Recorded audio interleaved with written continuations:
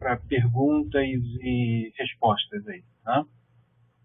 Dando início à nossa apresentação hoje, a gente vai tentar seguir essa agenda aí. A apresentação não está exatamente com os títulos aí, né, que estão colocados na agenda, mas estão seguindo este caminho aí, tá? A gente vai botar o cenário atual com os desafios, né?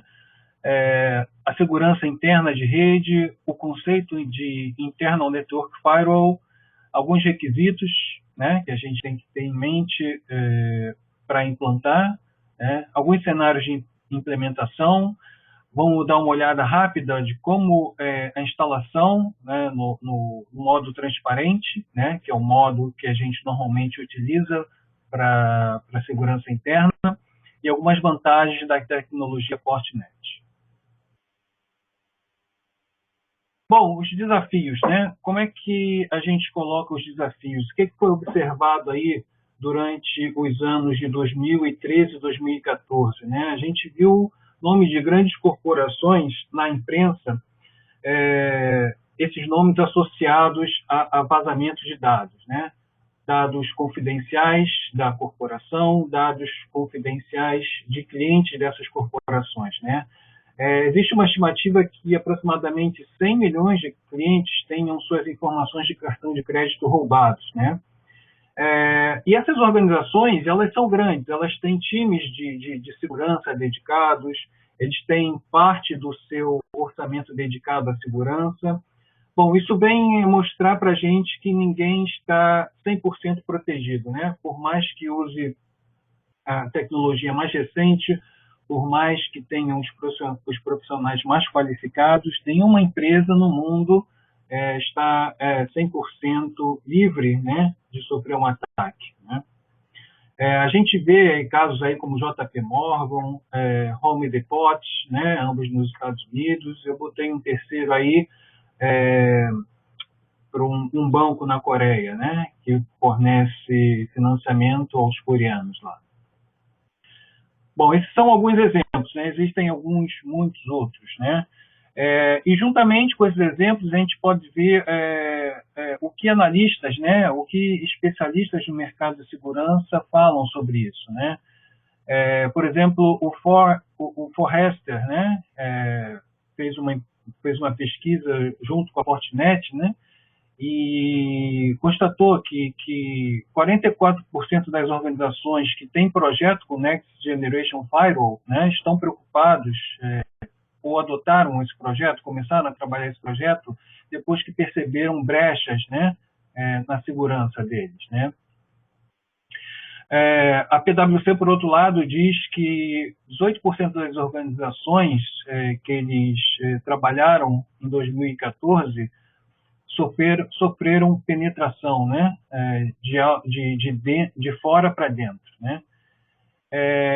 E por último aí o Gartner, né, ele fala que todas as organizações agora devem estar em constante estado de comprometimento. Por que isso? É porque mais e mais as organizações estão expostas, né? Hoje a gente vê serviços em nuvem, a gente vê parceiros entrando na nossa rede, terceiros entrando na nossa rede, e isso aumenta o grau de exposição à nossa rede interna.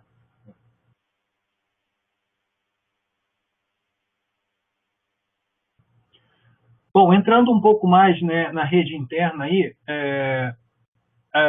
as ameaças, né, avançadas se aproveitam da rede interna sendo flat, né?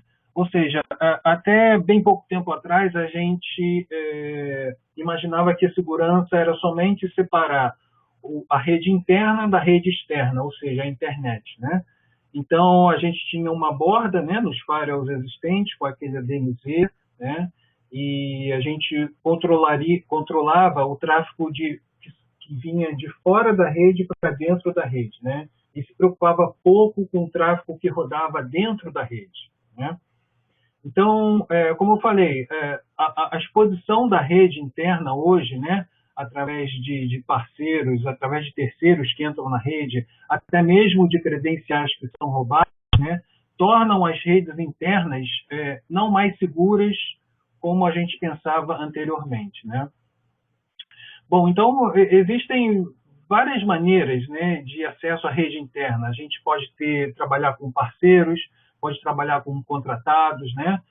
Alguns desses casos, por exemplo, da Sony, especula-se, né, que o vazamento lá dos filmes da Sony, que não tinham sido lançados até então, é um trabalho feito por gente interna, né? Por exemplo, empregados que têm algum tipo de atrito dentro da empresa e fazem isso justamente para prejudicar a própria empresa, né? Existem outros casos também de hackers que põem malware dentro da rede, né? Justamente para espionar os recursos internos e identificar os alvos internos, né?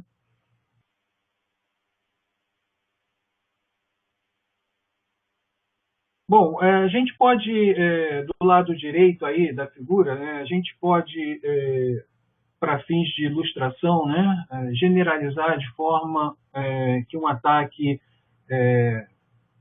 usando uma ameaça avançada acontece, né? Primeiro, o hacker, né, o criminoso, né, ele procura uma entrada na organização através de portas e entradas desconhecidas, vulnerabilidades ou até roubo de credenciais, né? Depois ele instala o malware para bypassar controles de segurança tradicionais, estabelecer comunicação de volta, né, com esse criminoso. Após ele pode se movimentar lateralmente, ou seja, pode comprometer diversos servidores internos, né? À procura de dados corporativos e até mesmo de outras vulnerabilidades, né?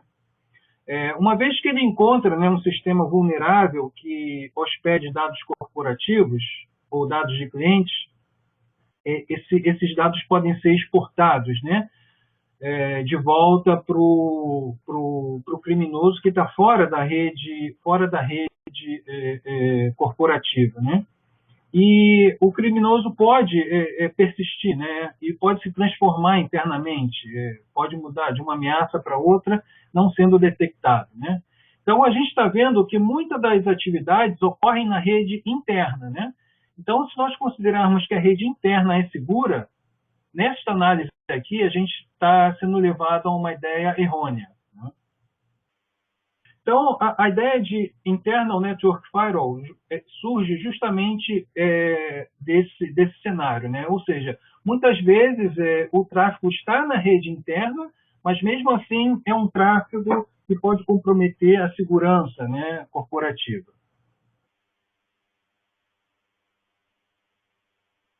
Aqui, isso é parte de um estudo da Verizon, né? Se vocês forem lá no site da Verizon e fazer um search, né? Aqui embaixo, DBIR 2014, vocês vão ter acesso a esse estudo completo, né? Mas o que eu quero, qual é a mensagem que a gente quer passar para esse slide? É que o tempo de comprometimento de um ataque está tendendo a ser menor do que o tempo que o ataque é descoberto e a rede é recuperada, né? Ou seja, mais e mais os ataques estão rápidos, estão surtindo os efeitos rápidos, mas a detecção interna desses ataques não está acompanhando a mesma velocidade, né? Cada vez mais, né, o que tem se observado é que as organizações estão perdendo mais tempo e mais recursos para identificar as partes comprometidas da rede. Muitas vezes, esse comprometimento só é percebido quando o pior já foi feito, ou seja, os dados já foram expostos ou até mesmo estão sendo colocados à venda por esses hackers, né, esses criminosos. Bom, então, do ponto de vista de negócio, né, todo projeto interno, né, que a gente propõe à nossa diretoria, as pessoas que detêm o orçamento dentro da empresa, né? A gente tem que alinhar sempre ao negócio da empresa, né? Então, basicamente, o que todo negócio precisa, né? Toda empresa precisa, independentemente de segmento, de vertical aí, ela precisa evitar a interrupção dos negócios, né? Por exemplo, no contexto aqui da apresentação de hoje, a gente precisa, os profissionais de TI trabalhando internamente nas empresas, precisam parar a proliferação de malware, né? Precisam assegurar que a rede esteja disponível, as aplicações também, né? As empresas estão constantemente correndo atrás de receita e lucratividade, né? Como a gente pode ajudar isso? Reduzir os custos associados à remediação e recuperação. Se uma rede for comprometida, isso pode vir a acontecer, que a gente venha a recuperar essa rede, que essa rede esteja operacional o mais rápido possível. A gente pode minimizar as atividades de TI para fim de correção, né? A gente pode estar muito mais envolvidos com novos negócios, com novas iniciativas do negócio, ao invés de estar correndo atrás de recuperação de rede, né? Rede invadida. E, assim, também regulatórios, né? A gente tem a nova lei da internet brasileira, né? Que tem um monte de precauções de segurança, né? Que as redes, os provedores de acesso têm que seguir, né? Então, a gente deve segurar a confidencialidade, a integridade das informações, dependendo do nosso tipo de negócio.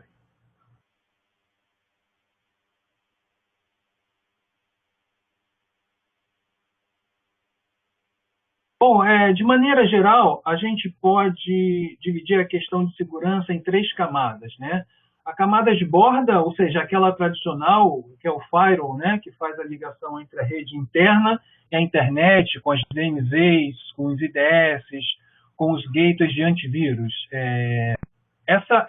A borda ainda é importante, digamos assim, parte, digamos, bem importante, não tem nada de errado com ela, ela segue a evolução natural dela, os designs têm que ser bem feitos, etc., né? Assim, do outro extremo, a gente tem os desktops e os endpoints, né? Em que a gente tem que ter controle de segurança sobre eles, como aplicação de patches, aplicações de antivírus, né? Etc. E agora a gente está focado também na parte intermediária, né? Entre a borda e os desktops, ou os recursos de TI, como os servidores, que é a proteção de ataques internos, né? Ou seja, a rede interna. A nossa recomendação sobre a rede interna, né, é que a gente tenha visibilidade do tráfego de rede, ou seja, para a gente determinar um tráfego suspeito, né, a gente tem que primeiro saber o que normalmente roda na nossa rede, e se tem visibilidade do tráfego, a gente vai poder detectar aquele tráfego suspeito, né, e começar a nossa investigação. A gente recomenda uma segmentação interna também, ou seja, a gente separar diferentes partes do nosso negócio, usuários, recursos de TI, como servidores, como os bancos de dados, né? E saber como se comporta o tráfego entre esses recursos, né? E, por último, a facilidade de emprego e administração dos dispositivos de segurança. Todo projeto novo, quanto menos tempo de implementação a gente tiver, melhor para a gente, né? A gente sabe que muitas das migrações das instalações aí são feitas no fim de semana, né? E ninguém gosta de passar o fim de semana fazendo instalações, né? Então, quanto mais simples a gente puder modificar a rede no intuito de prover uma segurança adicional sem um trabalho muito grande, melhor para a gente, profissional de TI, né? Bom, essa ideia de internal firewall, ela ainda faz parte, né, do nosso framework, né, de proteção contra ameaças avançadas, né? Esse framework é o que a gente utiliza para guiar nossos clientes, nossos parceiros, né? Quando posicionando nossa solução de segurança, né? Esse framework, né, que nós utilizamos tem nessas 5 fases aí, né? Primeiro, o controle de acesso, né? Que limita a chance de um ofensor entrar na rede, na rede ou em sistemas, né? Forçando que a entrada aconteça somente em pontos definidos, né? Fazendo uma comparação ao mundo real, a gente vai ter uma portaria dentro de um prédio e a gente vai pedir um crachá, né? A todas as pessoas que queiram entrar naquele prédio, né? E essas entradas devem possuir capacidade de prevenção e detecção de ameaças, né? Que a gente vai falar daqui a pouco, né? Tecnologias associadas ao controle de acesso, a gente pode enumerar aí como firewall, permitindo acesso à rede só de protocolos e as portas autorizadas, né? O tradicional mesmo. A gerência de vulnerabilidades para mitigar os riscos, né? Como, por exemplo, a aplicação de patches, né? Nos nossos sistemas operacionais, identificar portas de entradas não autorizadas, desabilitar aqueles serviços nos servidores que a gente não usa, né? Aqueles servidores, normalmente, por default, vem um monte de serviço habilitado, a gente pode desabilitar os serviços que não são utilizados normalmente, né? E outro exemplo aí de controle de acesso seria a autenticação de 2 fatores, por exemplo, o uso de token, né? Essas tecnologias de controle de acesso são mais eficazes se empregadas de forma coordenada. Por exemplo, não adianta você possuir uma autenticação forte se existe uma porta de entrada negligenciada no sistema. Por exemplo, se eu tenho um clube, né, tem a portaria do clube, eu tenho que apresentar a carteirinha para entrar no clube, mas de que adianta isso se existe um buraco, né, onde as pessoas entram pelo muro, né? Tem um buraco no muro e as pessoas entram no clube por esse buraco, né? Aí a parte acima e à direita vem a parte de prevenção de ameaças, né? Que é exame de assinaturas ou reputação. Vamos fazer um paralelo aqui com a vida real. Por exemplo, a gente vai dar uma festa e a gente identifica que tem uma pessoa que já tenha cometido um delito, né? E que vai a esse evento, né? Que vai a essa festa. Ele deve ser observado de outra forma, porque ele já tem um antecedente, né? Então, as tecnologias utilizadas aí a gente pode enumerar como o IPS, controle de aplicação para bloqueio de aplicações que apresentam risco, filtragem web que previne a comunicação com sites que entregam conteúdo malicioso, filtragem de e-mail para checar mensagens com conteúdo malicioso, né? Mudando aí para a detecção de ameaças está mais associada ao comportamento dinâmico do potencial ataque, né? Bom, eu dei o exemplo aí da pessoa que já tinha um antecedente criminal, né? Mas pode entrar na festa, né? Mas vamos observar o comportamento dele. Se ele começa a discutir mais ferozmente com outra pessoa, né? A gente tem que ter outra postura de segurança contra esse elemento, né? Passando aí para o ponto de vista tecnológico, né? A nossa intuição, nosso objetivo aqui é produzir indicadores de comprometimento, né? Essas tecnologias de detecção de ameaças, né, são relativamente mais recentes, quando se comparando a controle de acesso e prevenção de ameaças, né? A gente pode fornecer como exemplo de detecção de ameaças o sandboxing, né, que é a execução de objetos e programas em ambientes de container, ou seja, ambientes fechados, né, e a avaliação do seu comportamento para descobrir ameaças ainda não desconhecidas, detecção de bootnet, né, indicação de padrões de atividade de bootnet, identifica incidentes não anteriormente conhecidos, a reputação de clientes, né, análise de comportamento de rede para indicar protocolos mal formados, né, com relação a desvios, a RF6, né, suspeitar de intrusões ou tráfego anômalo associado com tentativa de exploração de vulnerabilidades, né. A resposta a incidentes, aí mais embaixo na figura, né? Uma vez que a gente detecte os incidentes, né, são necessárias ações para validação e contenção desses incidentes. Neste ponto, os serviços e componentes de tecnologia devem trabalhar em conjunto, né? Aqui começa a haver a interação humana, né, para diminuir a exposição da organização a questões de segurança. Normalmente, os componentes envolvidos aí são logs e reportes consolidados, né, de diversos sites, né? Ou seja, em uma rede distribuída, a gente pode coletar logs e reporting de diversos sites para identificar padrões diferentes, né, que possam estar associados ao comprometimento da rede. A gente pode estar provendo serviços profissionais, né, que nada mais são serviços especializados relacionados à segurança de rede, para produzir resposta a esses incidentes. A quarentena de usuários, uma vez que a gente identifica que um determinado usuário, um determinado sistema foi comprometido, a gente pode isolar temporariamente aquele sistema ou aquele usuário, né? Fazendo a comparação com o mundo real, a gente viu recentemente aí o surto de ebola, né? Em que todos os suspeitos de terem a doença têm que ficar isolados, né? É a analogia que a gente faz aqui no mundo da tecnologia associada à segurança.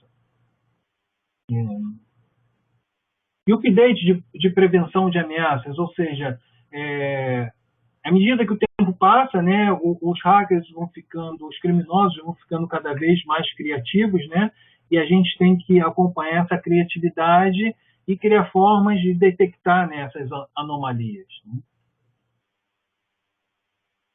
O fato é que somente os controles técnicos e a inspeção automatizada pode levar a falsos positivos, né? Então, a validação e resposta de experts em segurança é importante para converter essa detecção, né, desses ataques desconhecidos em remediação inicial e prover a proteção proativa para ataques futuros, né? Bom, a gente vê aí à esquerda, mais embaixo, a monitoração contínua, que fecha o nosso círculo, né?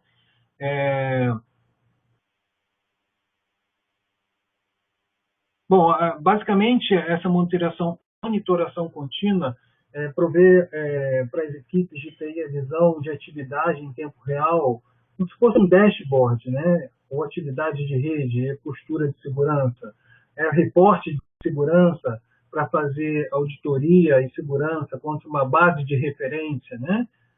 Ou seja, qualquer anomalia tem que ser indicada, né? Praticamente imediatamente, né? Inteligência sobre ameaças também, a gente tem nosso serviço, o FortiGuard, né, que faz a avaliação de ameaças, de tendências e ataques e vetores emergentes. Né.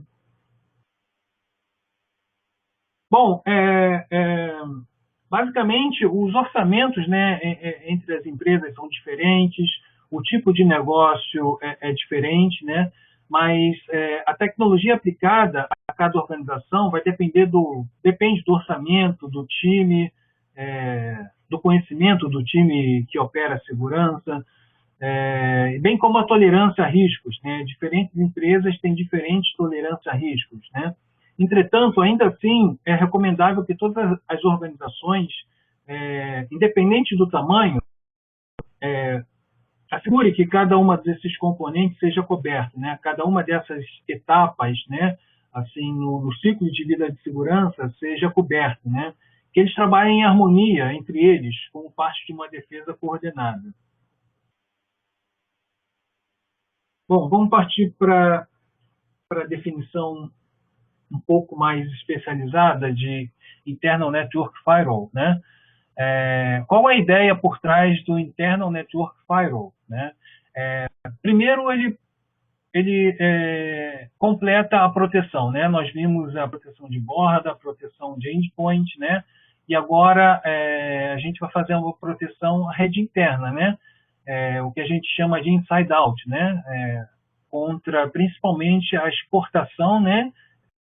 Do tráfego, né? Ou da informação não autorizada, né? Ele tem a facilidade de instalação, a gente vai ver depois um pouco mais a fundo, né? É a instalação transparente, que não requer a mudança de endereçamento IP da rede, ou seja, a gente não tem que modificar lá os default gateways dos nossos desktops, né? Não tem que mudar a configuração do servidor DHCP para fazer a instalação do firewall em modo transparente, né? Alto desempenho, né?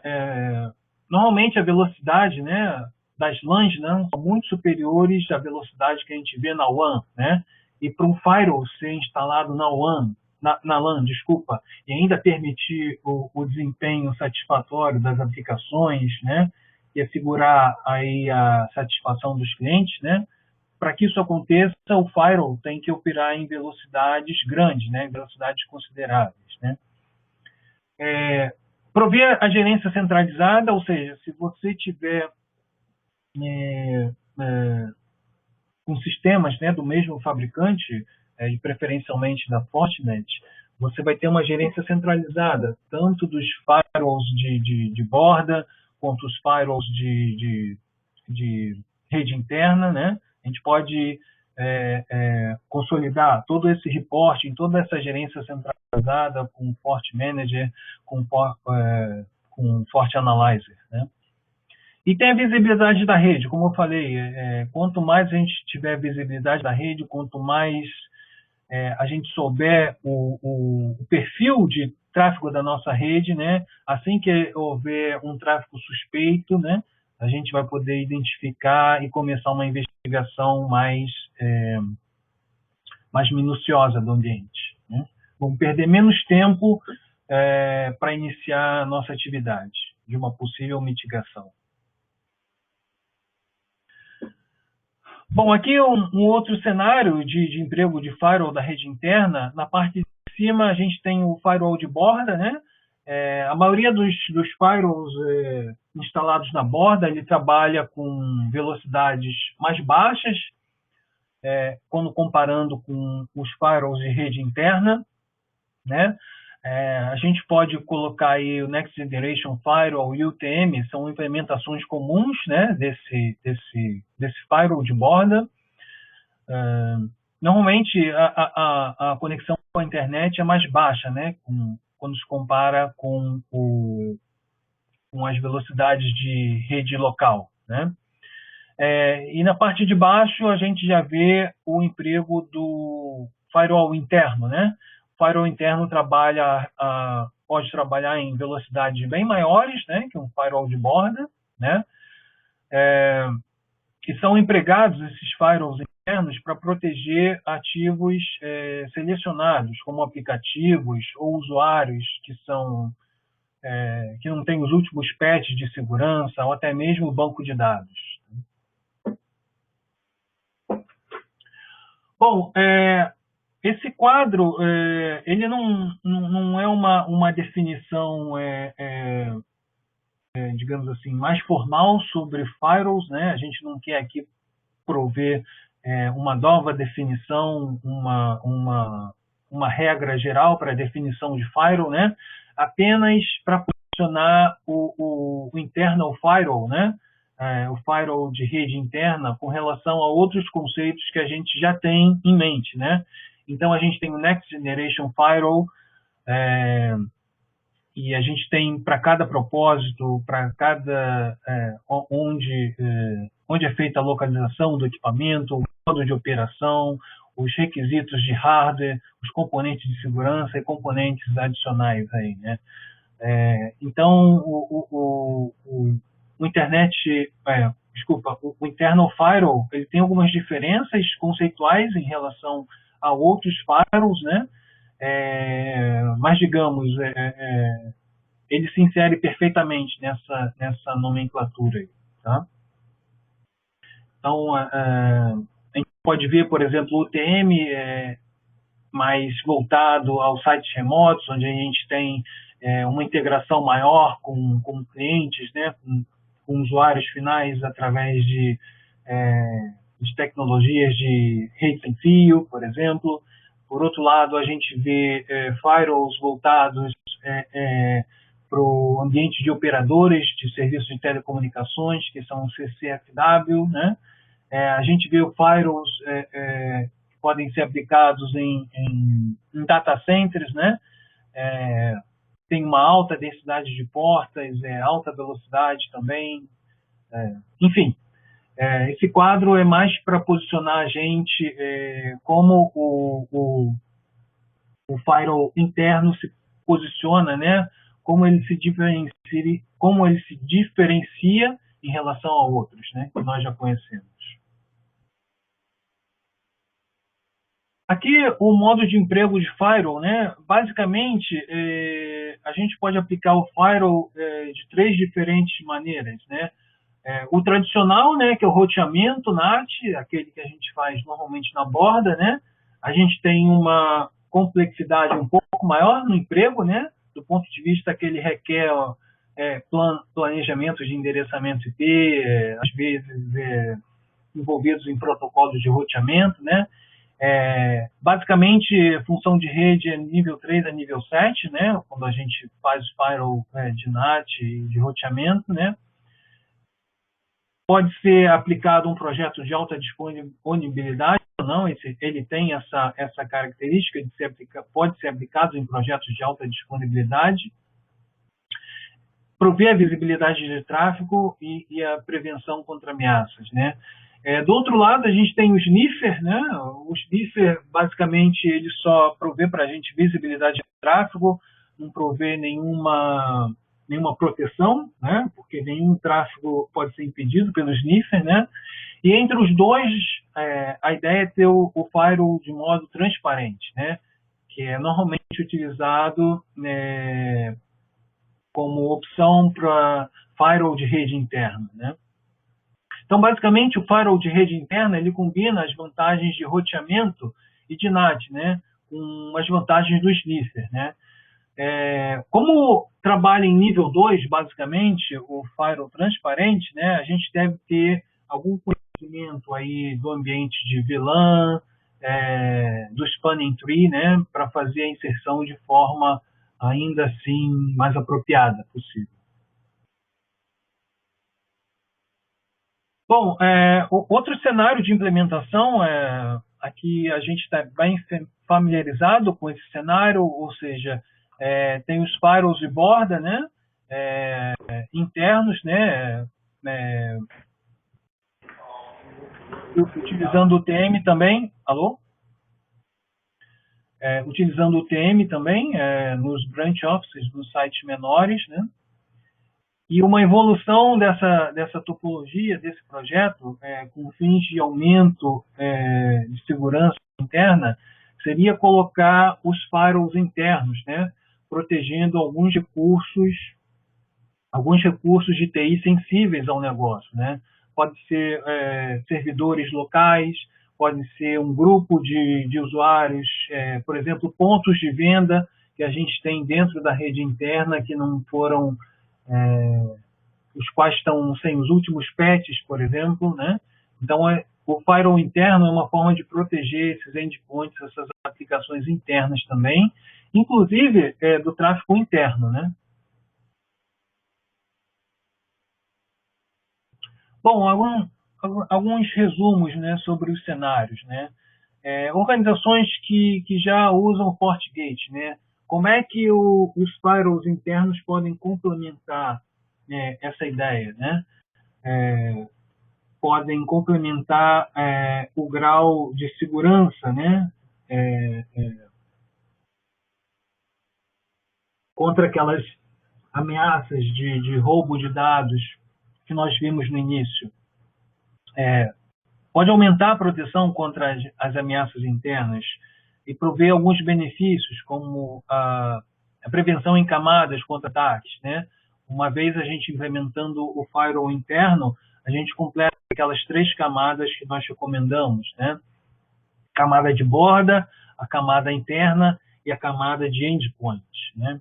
A segmentação previne a proliferação de malware, ou seja, se nós considerarmos a rede interna como uma rede flat, né, sem criar bordas, sem criar fronteiras entre os recursos, né, nós não vamos ter visibilidade entre a comunicação desses recursos e muitas vezes a comunicação entre recursos podem ser comunicações decorridas da instalação de malware, né? O custo reduzido de gerência de segurança de rede, ou seja, a implementação em nível 2, por exemplo, ela tira a complexidade do nível 3, né? E da rearquitetura da rede, né? Por outro lado, as organizações que não usam o FortiGate ainda, né?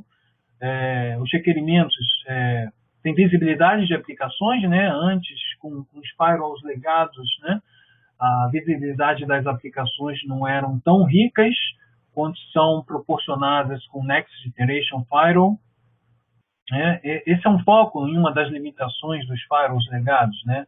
E os benefícios são basicamente os mesmos, né? Aqueles que já usam FortiGate: a visibilidade instantânea, a proteção contra ameaças e a segmentação da rede, que previne a proliferação de malware. Bom, vamos passar um pouco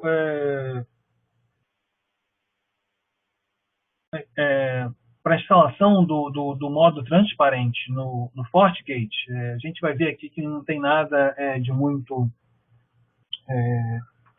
não tem muito mistério, né? A gente tem que saber trabalhar bem com os conceitos, entender a nossa rede interna, né? Assim, claro, o planejamento é sempre bem-vindo, a gente tem que conhecer a nossa rede, como ela funciona, de forma a colocar qualquer componente adicional de rede, de forma a minimizar, né, a dor de cabeça que a gente vai ter depois, né? Então, o planejamento é sempre importante, né? Basicamente, o modo transparente, ele analisa o tráfego sem aplicar roteamento ou NAT, né? Se a gente já tiver um firewall rodando em NAT, né? Se a gente já tiver um FortiGate rodando em NAT ou roteamento, né? E a gente deseja mudar ele de modo transparente, é bom fazer um backup anterior, né? De forma que a gente possa rever essa configuração mais tarde, se for necessário, né? Basicamente, o FortiGate tem duas formas de operação de internal switch mode, né? Tem o switch mode, em que as interfaces são parte de uma mesma subnet, né? E tratada com uma única interface chamada LAN ou internal, dependendo aí do modelo. E uma interface mode, né? Para cada uma das interfaces físicas são tratadas, desculpa aí, tá repetido, são tratadas separadamente, cada um com endereçamento IP, né? Como eu falei anteriormente, apesar de simples, o planejamento deve se considerar aspectos de nível 2, né? Como VLANs, spanning tree. Então, o passo 1 para a instalação em modo transparente, né? A gente segue esse caminho que está aí, aperta o change, né, de NAT, pro modo, vai aparecer a janela de modo transparente. A gente vai selecionar o modo transparente e botar, inserir o endereçamento IP e o default gateway, que vão ser utilizados exclusivamente para fins de gerência. Ou seja, a partir desse momento, o FortiGate vai passar a ser um endpoint, assim, do ponto de vista da rede de nível 3, né? Ele vai ter um endereço IP e um default gateway, né, para se comunicar com o roteador da rede local. Tem a configuração do DNS, que é opcional, né? Normalmente o FortiGate usa o DNS do FortiGuard, mas se por alguma questão mais específica for necessário o uso do DNS da rede existente, né? Sem nenhum problema, tá? O passo 4 é a criação de políticas e objetos, né? Essa parte é muito parecida com o que a gente faz já no NAT, no nível 2, né? Desculpa, a gente já faz no nível 3. Então, aqui, basicamente, a mesma mesma configuração que pode ser feita. Opcional, a gente pode, antes de colocar totalmente em produção, a gente pode habilitar o log para a gente verificar se todo o tráfego que está sendo permitido é realmente aquele tráfego legítimo, né? E selecionar todas as sessões, né? Dessa forma, a gente vai ver que o tráfego que a gente está esperando realmente é aquele que está trafegando na rede.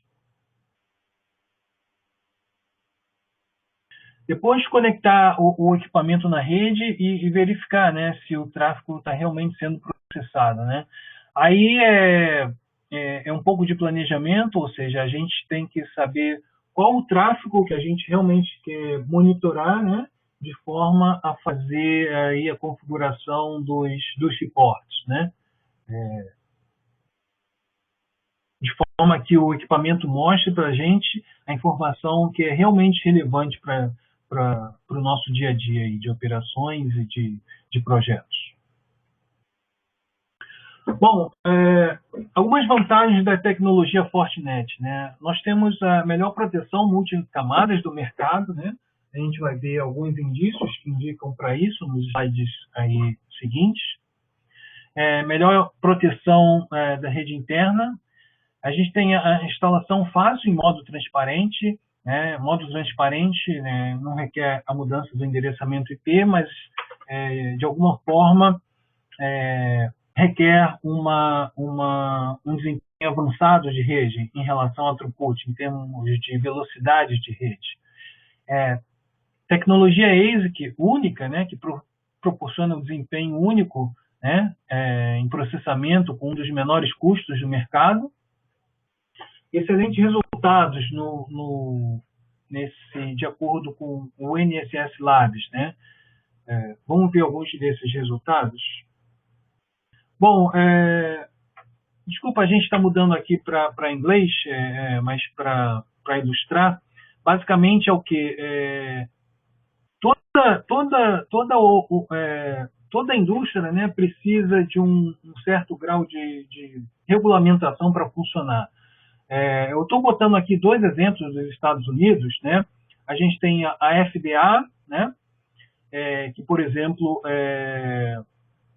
faz a validação, né? Faz a regulamentação da comida e dos medicamentos que podem ser comercializados dentro dos Estados Unidos, né? Ou seja, todo alimento, todo alimento, toda medicação para ser comercializada nos Estados Unidos tem que passar pelo crivo da FDA, né? E essa é uma forma de a gente assegurar a população, né, aos usuários da comida e do medicamento que aquele determinado produto é saudável, né, que não vai trazer consequências danosas à saúde das pessoas, né? A mesma coisa acontece para aviação, né? A gente procura voar em companhias que nos proporcionam mais segurança, né? Então, esse é o papel das agências reguladoras aí dos países, né? A gente não tem uma agência reguladora de segurança, mas existem empresas especializadas em pesquisa e benchmark de produtos de segurança, né? O que o NSS tem feito de novo é fazer com que essas pesquisas sejam o mais, digamos assim, justas possíveis, né? Ou seja, fazer uma comparação entre diversas soluções disponíveis na indústria, de forma que essas comparações não sejam tendenciosas, né? Ou seja, vou dar um exemplo aqui. As funções são testadas em condições favoráveis a um determinado fabricante. Por exemplo, ele coloca lá, faz só um teste com pacotes grandes, né? O ideal seria a gente fazer o throughput com pacotes grandes e pacotes pequenos, né? Sendo uma organização independente, né, com seu orçamento independente, ele permite que certos fabricantes, né, não paguem para uma determinada pesquisa, né? De forma a tendenciar aquela pesquisa. Então, o objetivo do NSS, né, é justamente ajudar isso, né? Ele faz uma pesquisa de forma independente. Vocês podem acessar lá o site do NSS, ver alguns resultados, né? Alguns reportes têm que ser adquiridos, né, comprados, outros estão disponíveis para o público, né? Eles são bem simples, de forma que eles comparam os produtos, né? Basicamente, eles comparam o preço do produto, né?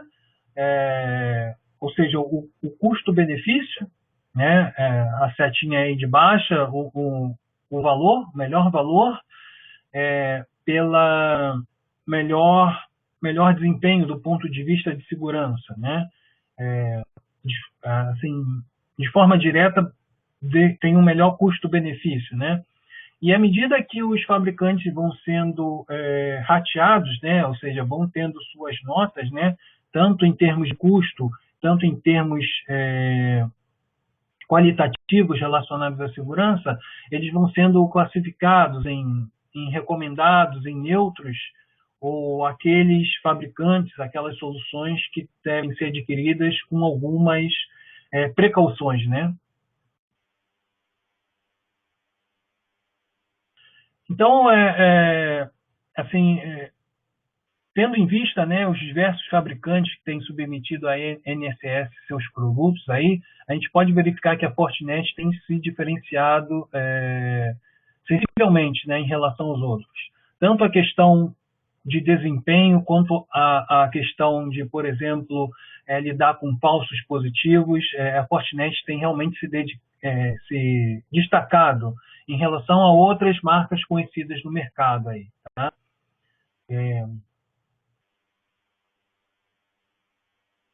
Bom, basicamente é o que eu tenho para falar hoje para vocês. Então, a gente está aberto aí para algumas perguntas, alguns comentários que vocês tenham.